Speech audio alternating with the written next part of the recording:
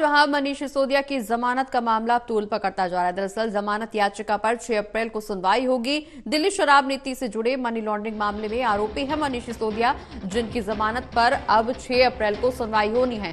13 महीने से हिरासत में है पूर्व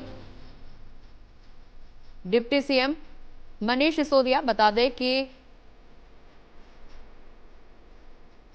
मनीष सिसोदिया की जमानत का यह पूरा मामला, जहां जमानत याचिका पर 6 अप्रैल को अगली सुनवाई होनी है।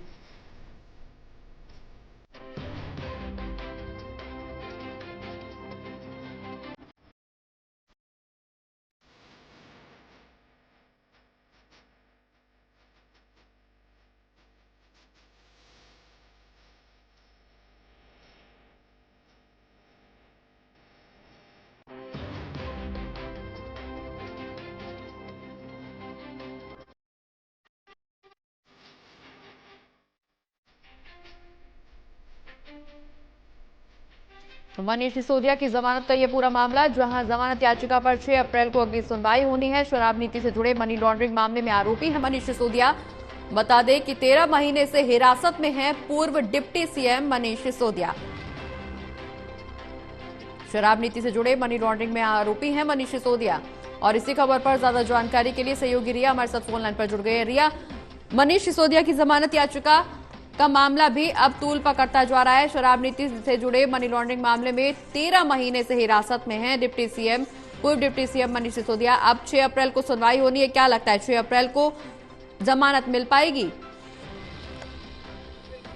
जी देखिए, प्रगति अगर बात करें तो जिस तरह से जो दिल्ली के डिप्टी सीएम रह चुके हैं, यानी कि पूर्व डिप्टी सीएम मनीष सिसोदिया, उनकी जमानत याचिका पे आज सुनवाई हुई है। और सुनवाई से जो फैसला है वो कोर्ट में सुनाया गया, जिसमें कि ये कहा जा रहा है कि अब जो अगली सुनवाई है जमानत याचिका पर वो 6 अप्रैल को होगी। लेकिन इस बीच में जब उनकी पेशी हुई है तो उस दौरान कोर्ट में जो वकील है उनकी तरफ से कहा गया है कि जांच एजेंसी अभी तक ये साबित नहीं कर पाई है कि पैसा उन तक पहुंचा या फिर नहीं पहुंचा। मनीष सिसोदिया के वकील ने ये भी कहा है कि मनीष सिसोदिया के खिलाफ जो जांच का समय था वो अब पूरा हो चुका है। और मनीष सिसोदिया ने जो सुप्रीम कोर्ट में जांच एजेंसी ने कहा था कि 6 महीने में जो जांच है वो उसे पूरी कर ले, इस तरीके का ऑर्डर दिया गया था। तो कहीं ना कहीं पर जो जांच पड़ताल उनसे हो रही थी, उनके समय को मनीष सिसोदिया अब पूरा कर चुके हैं। और उनके वकील ने ये भी कहा है कि मुकदमे में देरी के लिए सिसोदिया जिम्मेदार नहीं है।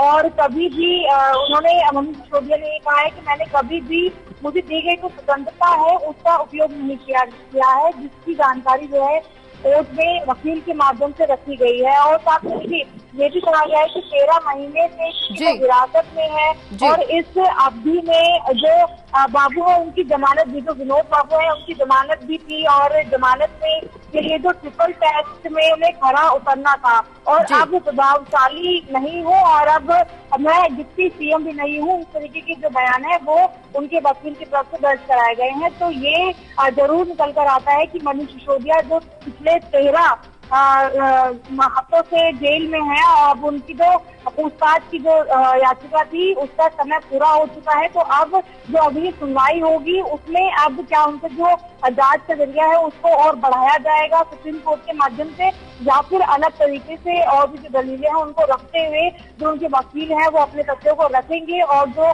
कोर्ट में जो फैसला है वो और किसी आधार पर जो है आगे बढ़ाया भी जा सकता है। चलिए, बहुत बहुत शुक्रिया रिया, ये तमाम जानकारी हमारे दर्शकों तक पहुंचाने के लिए।